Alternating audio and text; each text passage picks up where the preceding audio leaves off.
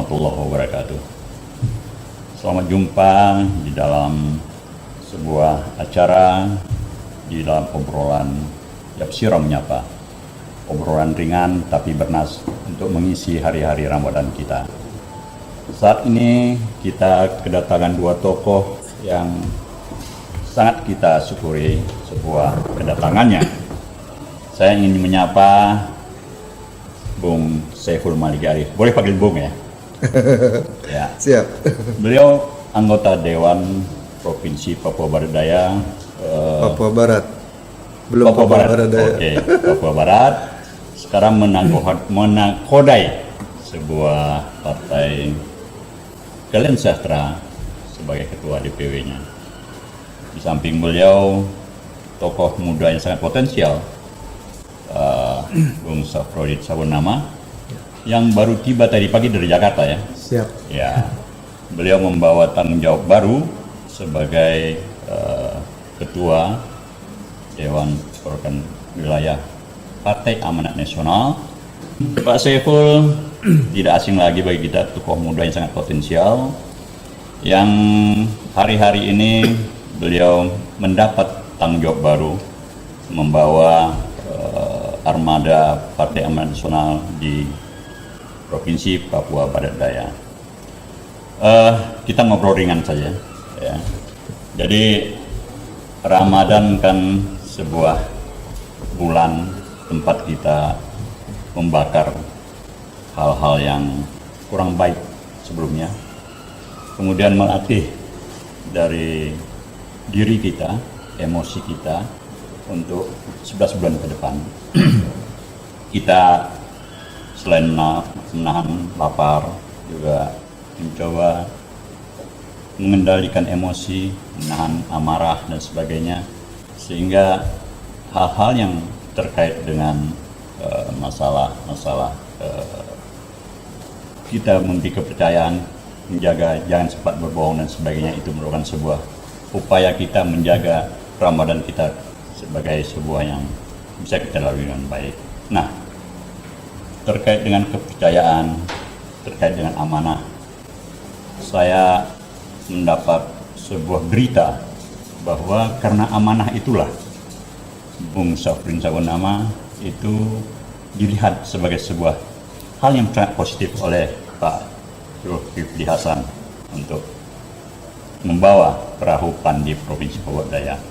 Mungkin bisa diceritakan gimana kira-kira faktor amanah dengan ditunjuknya Bung Safrodit sebagai PAN di Papua Daya.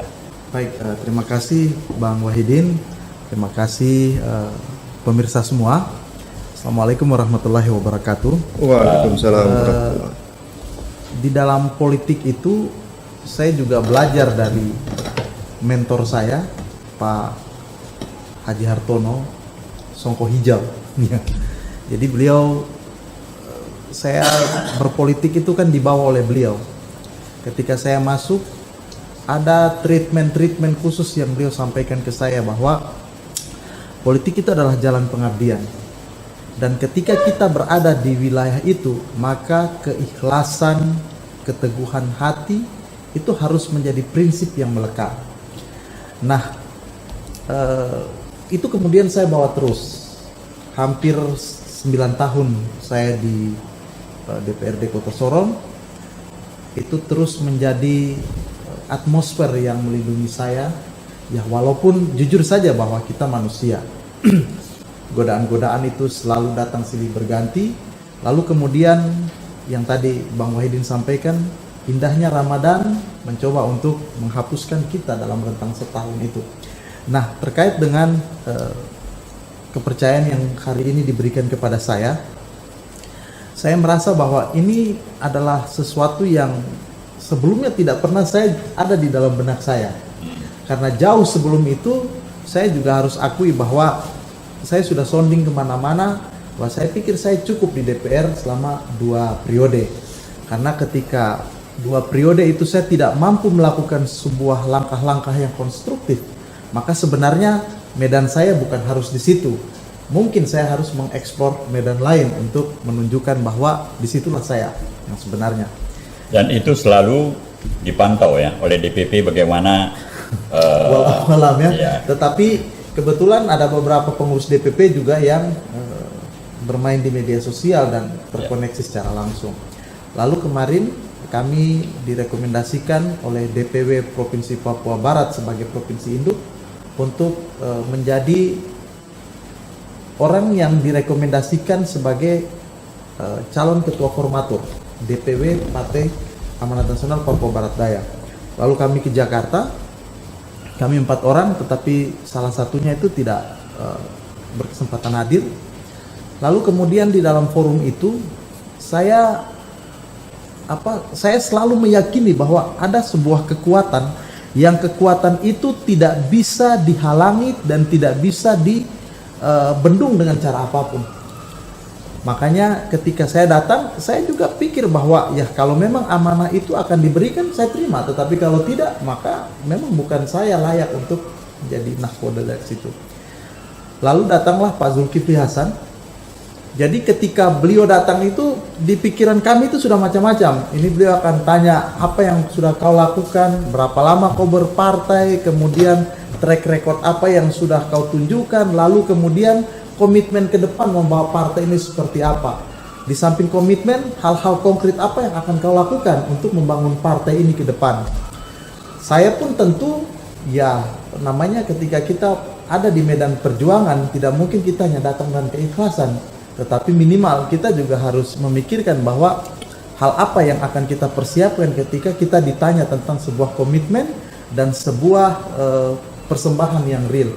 Ada ikhtiar lah. Ada ikhtiar minimal tuh. Jadi Bang Wahidin, Bang Saiful, ketika sampai di sana, beliau datang. Kemudian sebelum masuk ke sesi kami, ada satu sesi dulu dengan Dewan Pengurus Wilayah Maluku. Beliau bertanya kepada Maluku tentang kesiapan mereka menghadapi Pilkada 2024. Lalu beliau kemudian memberikan juga masukan-masukan, pencerahan-pencerahan, dan juga merancang strategi untuk memenangkan PAN di Maluku. Lalu tibalah ke Papua Barat Daya. Jadi di dalam pemikiran kami, beliau pasti akan menginterview satu persatu. Ternyata interviewnya tuh singkat sekali, Bang Wahidin. Dan di luar daripada dugaan. Beliau cuma bertanya, mana calon-calonnya? Lalu oleh Wasekjen, Mas Lamet, kemudian ditunjukkan.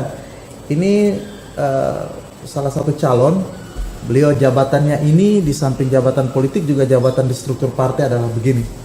Nah, Bang Wahidin ini, beliau rupanya orang yang mengetahui atau mengingat sebuah memori yang tidak nyaman. Oke. Ketika kunjungan beliau ke Sorong waktu itu, memang ya di sini ada Partai Amanat Nasional, kemudian juga ada utusan mereka di lembaga DPR. Tetapi ketika beliau datang, beliau tidak bertemu. Beliau hanya bertemu dengan saya yang di dalam struktur partai hierarki, saya bukan di top tapi di bawah. Itu yang beliau persoalkan. Oke. Beliau persoalkan. Iya. Jadi beliau kemudian menyampaikan, pada saat saya ke Sorong, kalian di mana? Berarti ketika ketidakhadiran kalian itu menunjukkan bahwa tidak ada ketaatan, kepatuhan kepada pimpinan. Dalam konsep imamah itu kan pimpinan tegak lurus itu. Nah, walaupun beberapa teman-teman sudah menyampaikan alasan bahwa ya kondisi pada saat itu kami tidak ada di Kota Sorong, kalau ada pun kami akan datang. Tetapi ya mungkin Bang Zulkifli dia lama dibentuk, apalagi beliau juga kader PII. Kebetulan saya PII, Bang Wahidin juga PII kan, Pelajar Islam Indonesia. Jadi beliau kemudian sampaikan bahwa ya di dalam konsep kepemimpinan itu ketaatan, kepatuhan itu adalah hal yang paling utama gitu. Ketika kamu taat kepada pemimpin, maka secara tidak langsung keimanan kamu sudah kamu tunjukkan di situ. Lalu beliau kemudian sampai ke saya. Kemudian diperkenalkan oleh Wasekjen, lalu beliau sampaikan begini. Kamu sekretaris ya? Saya bilang, siap Bang. Saya tidak panggil, saya bilang siap ketum. Oh iya, kemarin kamu yang ada kan di Sorong waktu saya datang. Saya bilang siap Tum. Ya udah, kamu aja jadi ketua DPW. Jadi sesingkat itu dan sesederhana begitu. Iya. Nah, artinya bahwa ketika sebuah keputusan strategis dilakukan, itu bukan sebuah keputusan yang direkayasa, tapi walau-alam apakah mungkin itu ada sebuah dorongan yang kemudian memberikan di menit-menit terakhir menggiring untuk ya sudah seperti itu. Nah, inilah yang kemudian harus sama-sama kita pahami, Bang Saiful dan teman-teman pemirsa sekalian. Pak Hartono pernah mengingatkan kepada saya, silaturahim punya kekuatan yang akan menolong ketika situasi-situasi tidak diinginkan. Dan inilah, jika seandainya kita tidak merawat silaturahim dengan Bang Zul, ketika beliau datang kita tidak hadir pada saat itu, mungkin jalan cerita akan berbeda. Seperti itu Bang Wahidin. Ya, menarik sekali. Jadi kita melihat sebuah perjalanan hidup yang memang penuh lika-liku, tapi harapan dan doa itu dia hampir berdekatan dengan takdir Allah kelihatannya. Jadi sebuah kepatuhan, ketaatan, dan juga silaturahim kira menjadi penting untuk membangun rasa kepercayaan, amanah tadi. Bang Saiful, di kepemimpinan partai dakwah itu PKS, salah satu kriterianya itu amanah kalau nggak salah. Bagaimana menjaga amanah itu dalam sebuah kepemimpinan dan keseharian? Saya kira tips itu penting untuk dan sampaikan. Iya. Terima kasih ya. Jadi Assalamualaikum warahmatullahi wabarakatuh. Saya izin menyapa pemirsa dan Pak Wahidin dan Dinda saya, Safruddin Sabunama. Berbicara tentang kepemimpinan dan amanah ya. Jadi memang bagi kader PKS menganggap bahwa kepemimpinan itu ada amanah yang kelak nanti akan dipertanggungjawabkan di hadapan Allah Subhanahu wa taala gitu. Oleh sebab itu kalau kita melihat pergantian kepemimpinan di PKS, hampir tidak pernah ada gonjang-ganjing, ribut-ribut seperti di partai lain gitu. Bahkan isunya tidak menarik oleh media gitu. Jadi ketua pasti mulus dan memang begitu. Ini menceritakan fakta, bukan kampanye ya. Ya, tadi kan ditanya pendapatnya tentang PKS. Jadi itulah kami dididik menganggap pemimpinan itu adalah amanah dan akan dipertanggungjawabkan dan sesuatu yang berat gitu. Dan ketika orang mengambil amanah itu, dia harus bisa mempertanggungjawabkannya baik kepada rakyat, kepada yang dipimpinnya, maupun nanti di akhirat kepada yang lebih berat lagi pada Allah gitu. Dan kebanyakan orang itu menghindar, tidak mau gitu. Dan bagi kader PKS kan kita selaku partai kader ya, partai kader, kemudian memang kita dibina untuk itu gitu. Jadi di PKS itu ada unit pembinaan anggota, unit-unit pembinaan anggota yang memang membina anggota-anggota PKS di dalam hal apa? Dalam karena kita partai Islam, ya kita dibina dengan nilai-nilai Islam, nilai-nilai Islam. Kemudian kita juga dibina dengan nilai-nilai kebangsaan karena kita ada di Indonesia. Kemudian kita dibina juga dengan nilai-nilai kepemimpinan, kemudian dengan sosial kemasyarakatan. Nah itulah yang membentuk kita, kemudian membina kita menjadi jiwa kepemimpinan kita gitu. Dan saya kira seseorang yang memimpin suatu organisasi Islam, apalagi partai politik, dia sudah selesai dengan urusan pribadinya gitu. Jadi kader PKS sampai pada level tertentu dia sudah selesai dengan amalan-amalan yaumiyah yang amalan bersifat wajib untuk dia kerjakan sebagai seorang muslim, itu udah beres gitu. Jadi ketika dia jadi pemimpin, urusan dirinya dengan Allah itu sudah dilaksanakan, kewajiban-kewajiban dia sebagai seorang muslim gitu. Nah baru dia keluar berdakwah, nah lewat wasilah atau sarana partai politik, karena kita menganggap partai ini hanya wasilah, sarana. Seperti kita ada di organisasi Yapsyiro, itu adalah wasilah, sarana gitu, sarana untuk berdakwah. Bagaimana kita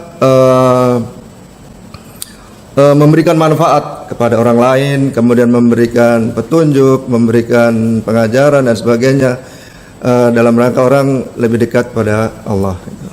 Iya, tadi nyinggung Yapsyiro, memang program ini Yapsyiro Menyapa. Iya. Gitu. Produsernya Songko Hijau yang memberikan amanat kepada saya agar menyinggung masalah amanah dan keadilan. Amanah itu terkait dengan Partai Amanat Nasional, keadilan terkait dengan Partai Keadilan Sejahtera. Ya. Oke, kita coba melangkah lebih jauh.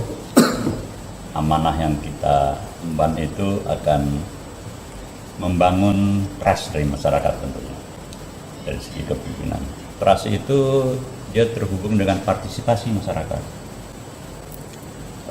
Program-program dari pemerintah katakanlah jika didukung oleh partisipasi masyarakat, tentu dia akan bertemu dalam satu titik dan masyarakat akan merasa adilnya sebuah kondisi di mana dia hidup bermasyarakat. Kira-kira Bung Sabon, adilnya di masyarakat itu dengan amanahnya si pemimpin itu, kira-kira gimana kita menghubungkannya? Iya. Silakan. Jadi begini Bang, masyarakat itu kita mau jadi presiden, mau jadi bupati, mau jadi apapun, mereka tetap dan kehidupan mereka. Ya. Mereka tetap harus pergi pagi untuk mencari, kemudian pulang ketika sore hari. Mereka tetap melaksanakan kegiatan dan rutinitas mereka. Yang mereka butuhkan itu adalah yang tadi Bang Wahidin sampaikan, trust, kepercayaan. Bagaimana supaya mereka mempercayai kepada kita? Maka kita juga harus menunjukkan bahwa ada sebuah korelasi sosial yang terus kita jaga. Ada sebuah hubungan sosial yang terus kita bangun. Makanya ya teman-teman di PKS juga melakukan hal yang sama. Ketika ada bencana banjir, teman-teman PKS turun. Ketika ada bencana-bencana kemanusiaan, ketika ada isu-isu sosial kemasyarakatan, pasti mereka ada di situ. Itu untuk menunjukkan bahwa eksistensi kepemimpinan, ketika kita sudah diberikan amanah, maka kita harus menunjukkan bahwa keadilan, kemudian tanggung jawab, empati itu harus semua ada. Nah, itu yang menginspirasi kami di Partai Amanat Nasional untuk kami coba untuk melakukan hal tersebut. Mungkin secara personal, ya ketika ada isu-isu sosial, secara personal kami turun. Tetapi secara kelembagaan, kami belum turun. Nah, dan di sini kami harus akui, kami harus belajar dari PKS tentang bagaimana membentuk sebuah teamwork. Lalu teamwork itu datang, mereka mengirim pesan bahwa bukan one man one soul, tetapi ini loh tim yang turun. Nah, partai politik ini kan lembaga yang dibentuk oleh undang-undang, lalu juga dibiayai oleh negara lewat bantuan-bantuan partai politik. Sehingga partai politik ini tidak boleh dibawa untuk menjadi sebuah partai di mana itu hanya tempat kita mencari hidup. Tetapi juga partai politik harus menerjemahkan secara luas bahwa ini adalah kepemilikan bersama. Dan semua orang harus ambil peran untuk memastikan partai ini harus hidup. Dia tidak boleh hidup hanya ketika saat 5 tahun sekali, tetapi dia harus hidup setiap waktu. Itu adalah prinsip bahwa amanah itu tidak bisa diucapkan dengan kata-kata, tetapi diaktualisasikan seperti itu. Demikian Bang. Spektrum yang bagus tadi dalam posisi PAN melihat keadilan. Dan saya yakin karena PKS membawa nuansa keadilan itu dalam nama partainya, tentu ada elaborasi yang lebih tajam untuk melengkapi dari bangsa. Gimana kira-kira untuk melihat itu? Sebelum ke situ, mari kita melihat kembali ke bulan Ramadan ya, esensi dari kewajiban puasa yang dibebankan Allah Subhanahu wa taala kepada umatnya gitu, kepada orang-orang yang beriman. Jika Allah Subhanahu wa taala memberikan kewajiban, memberikan beban kepada orang-orang beriman atau umatnya, tentunya tidak lepas dari dimensi ilahiyah saja gitu. Tapi ada dimensi sosial yang dirasakan juga manfaatnya oleh banyak orang gitu. Nah, puasa ini di mana kita diwajibkan untuk menahan lapar, haus, itu sebenarnya kita sedang dilatih bagaimana kita empati dengan orang-orang yang sedang susah, orang-orang yang hari ini makan kemudian besok belum tentu dapat makan, atau orang-orang yang di dalam bencana, yang ketika tertimpa bencana kemudian tidak ada, berhari-hari tidak ada yang dimakan, bahkan air pun susah itu. Nah, orang-orang yang kita yang berada di zona nyaman, yang mungkin hampir tidak pernah lapar, baru makan pagi, belum lapar lagi sudah ada makan siang, makan sore, dan kemudian makan malam. Nah, orang-orang seperti dan bisa milih tempat di mana dia makan. ya betul. Kadang-kadang kalau kita di dalam suatu acara sedang pelatihan atau di hotel kan kita tidak sempat lapar. Baru makan pagi snack, jam 10 sudah ada snack, jam 12 sudah. Nah, orang-orang ini diwajibkan oleh Allah untuk berpuasa di bulan Ramadan dalam rangka itu gitu. Ketika empati itu sudah timbul, kita merasakan apa yang juga dirasakan oleh orang-orang yang sedang kesusahan. Nah, disitulah kemudian tumbuh rasa peduli, rasa memberi, kemudian kepedulian dengan sesama. Nah, sifat-sifat kemanusiaan itu timbul gitu. Nah, dia lebih peka, lebih peduli, dan sebenarnya ini yang diharapkan jadi yang dimiliki oleh seorang pemimpin gitu. Nah, ketika dia memimpin, dengan dia juga bisa merasakan apa yang dirasakan oleh masyarakat, kemudian dia hadir juga di tengah-tengah masyarakat ketika masyarakat tertimpa bencana, musibah, atau masyarakat kesusahan. Nah, dia dengan mudah akan melakukan tadi itu, keadilan gitu. Jadi dia tidak aja mementingkan orang-orang tertentu dengan kepentingan-kepentingan yang banyak kepada dia, tapi dia juga mementingkan masyarakat banyak. Ya. Ternyata ada benang merahnya ya antara kualitas pemimpin yang mengedepankan amanah dengan rasa adil yang dirasakan oleh masyarakat yang dipimpinnya. Iya. Tahun 2023 tahun politik ya. Banyak masyarakat yang melihat kriteria itu sebagai pemimpin itu memang amanah itu menjadi kata kunci di sana. Dan pembicaraan ini menarik saya kira. Bagaimana kita melihat sebuah perkembangan politik di tengah Ramadan kita ini. Kita harapkan bisa menambah sebuah wawasan kita untuk melihat bagaimana kriteria pemimpin ke depan yang harusnya kita berikan amanah itu. Untuk melihat benang merah itu, saya kira Bung Sabon punya final statement yang menarik gitu. Saya hanya mengutip dua nasihat. Pertama dari Bang Effendi Sitepu. Ketika tadi pagi beliau kemudian memberikan ucapan selamat kepada saya, itu tanpa terasa membuat saya kemudian tergugah. Di situ beliau katakan bahwa adikku, dengan amanah apapun yang kita pikul saat ini, tetaplah menjadi dirimu sendiri.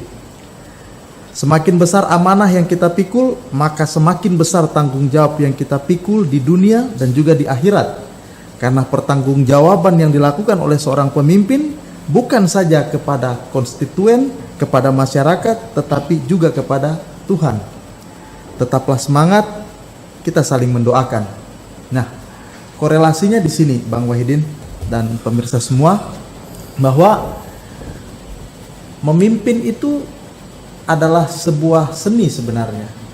Ketika kita menikmati, maka kita akan merasakan kenikmatan. Tetapi jika kita tidak menikmati, maka yang kita rasakan adalah penderitaan. Nah, tinggal sekarang bagaimana kemudian kita mengkonsepkan itu, yang seperti tadi Bang Saiful sampaikan, nilai-nilai ilahiyah itu. Dan nilai-nilai ilahiyah ini juga harus dia terbawa di dalam sikap dan karakter kita. Kemudian yang kedua, saya sambungkan dengan yang selalu dinasihatkan oleh Pak Hartono Sisongkohijo, bahwa ketika kamu menjadi pemimpin dengan keadaan masyarakatmu yang tidak baik, maka berlakulah selayaknya engkau seperti mereka, agar supaya mereka tidak menghakimi Tuhan, bahwa Tuhan mengirimkan sebuah pesan ketidakadilan, pemimpin mereka hidup di dalam kebahagiaan, kesenangan, sedangkan rakyat mereka hidup dalam penderitaan.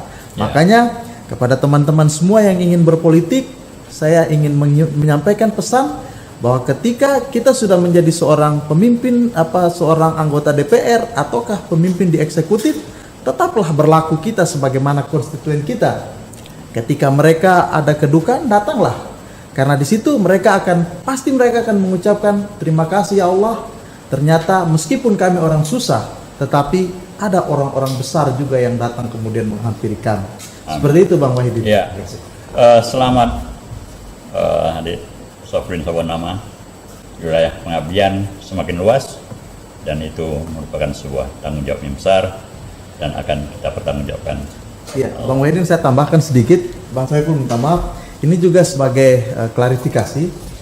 Kemarin saya memang sempat menyampaikan bahwa saya sudah cukup di 2 periode.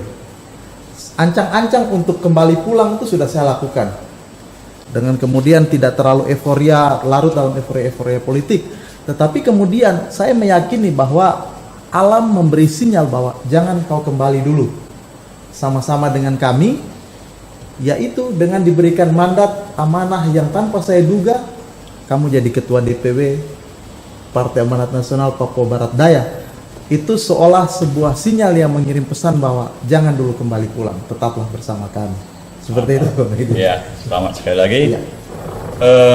Kata penutup dari Pak Saiful Maliki Arif, tadi digambarkan mereka ini sebenarnya akarnya sama, tumbuh dan berkembang, dan saat ini kita melihat sebuah medan pengabdian yang kita akan bermisah semua akan bagaimana kiprah mereka di dalam dunia politik dan dunia masyarakat secara umum. Silakan Pak Saiful. Iya, terima kasih. Saya selalu memegang prinsip khairun nas anfa'uhum linnas gitu. Jadi manusia yang terbaik itu adalah manusia yang paling banyak manfaatnya kepada orang lain.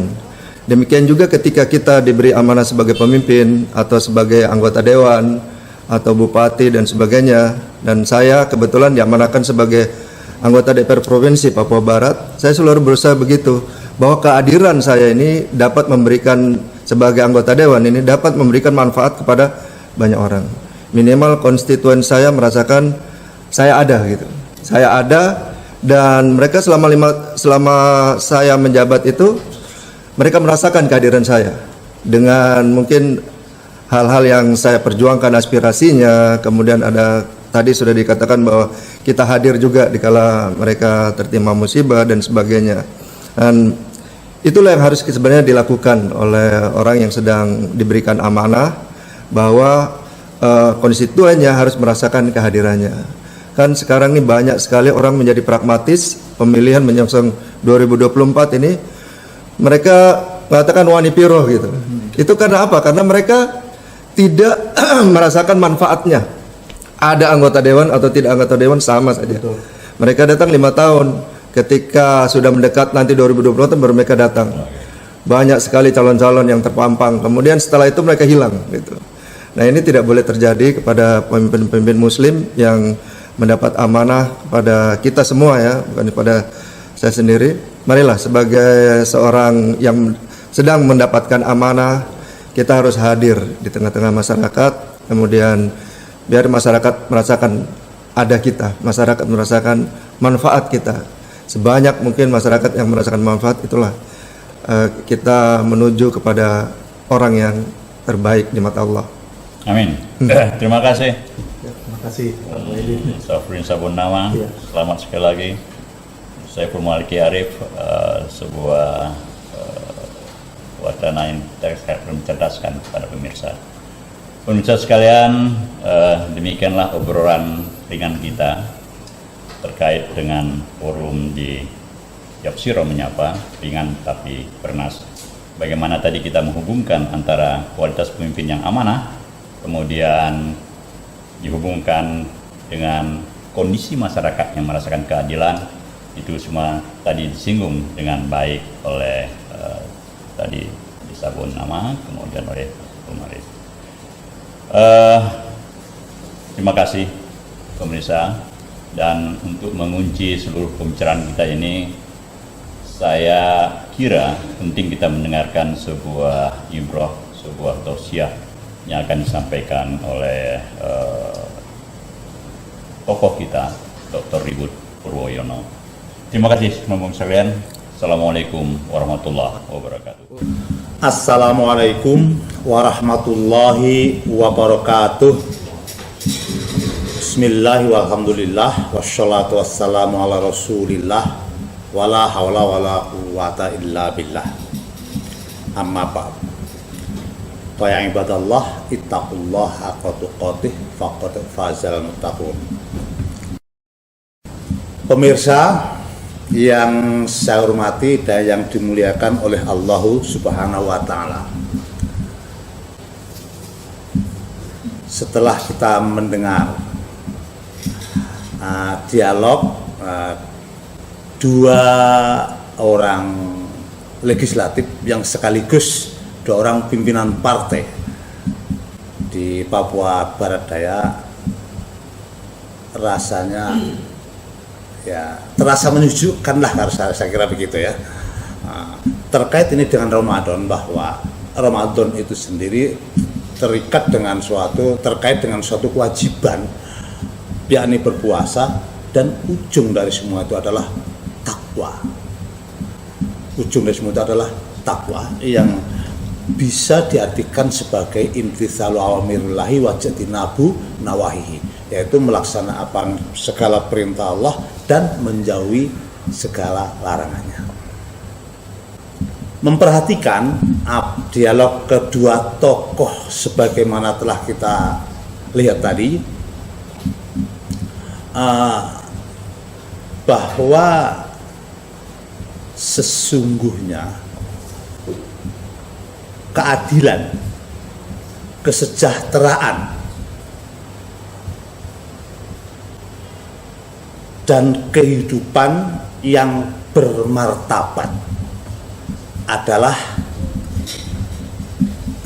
harapan semua umat, harapan semua orang, harapan semua anggota masyarakat, dan harapan semua warga negara yang berakal sehat.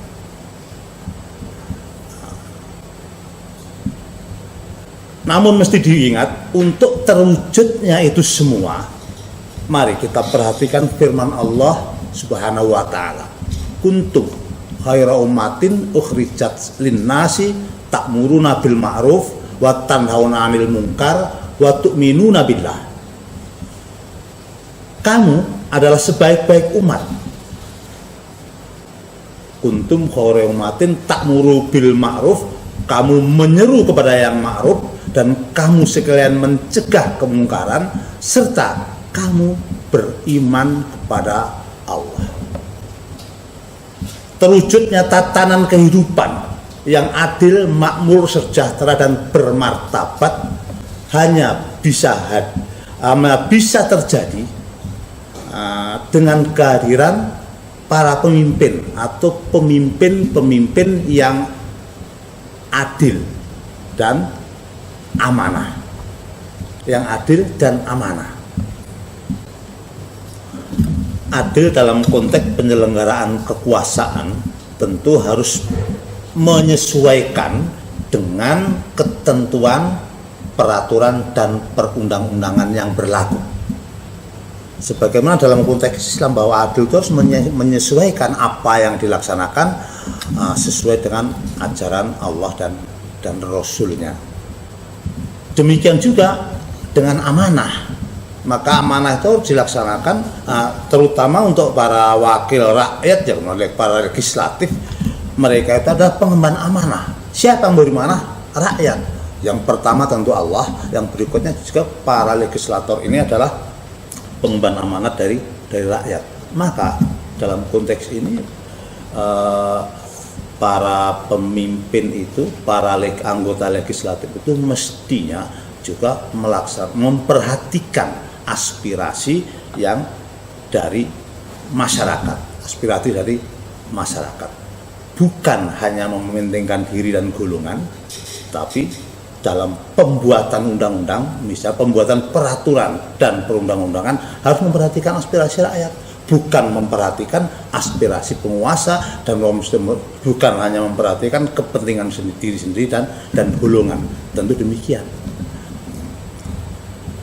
Tentang adil ini Allah Ta'ala, tentang adil dan amanah ini Allah Ta'ala berfirman, innallaha ya'murukum an tu'addul amanati ila ahliha wa idza hakamtum bainan nas an tahkumu bil adl innallaha Ni'ma ya'udzukum bih. Innallaha kana sami'an basyira.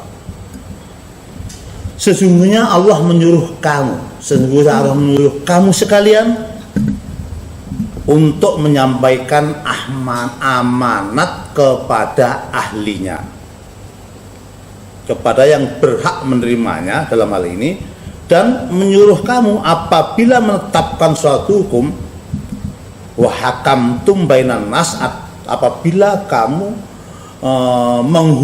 menghukumi di antara manusia, antahkumu, hendaklah kamu menghukumi dengan adil. Sesungguhnya Allah memberi pengajaran yang sebaik-baiknya kepadamu, dan sesungguhnya Allah maha mendengar lagi maha mengetahui, maha melihat.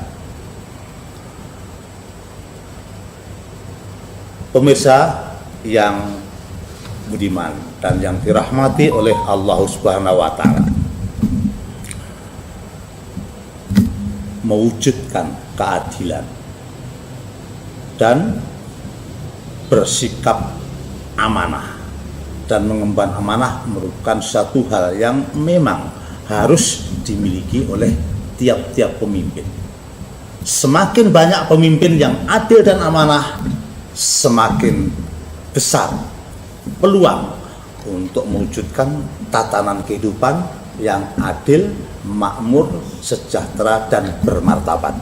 Innallaha ya'muru bil 'adli wal ihsan wa ita'i dzil qurba wa yanha 'anil fahsya'i wal munkar wal baghi ya'idzukum la'allakum tadhakkarun. Sesungguhnya Allah menyuruh kamu berlaku adil dan berbuat kebajikan, memberi kepada kaum kerabat, dan Allah melarang dari perbuatan keji, kemungkaran, dan permusuhan. Dia memberi pengajaran kepadamu agar kamu dapat mengambil pelajaran. Quran surah An-Nahl ayat 90. Pemirsa yang budiman, barangkali itu sedikit pesan yang bisa disampaikan dalam kesempatan ini. Mudah-mudahan bermanfaat bagi diri saya, bagi semua saja yang mendengar dan melihatnya. Billahi taufiq wal hidayah. Wassalamualaikum warahmatullahi wabarakatuh.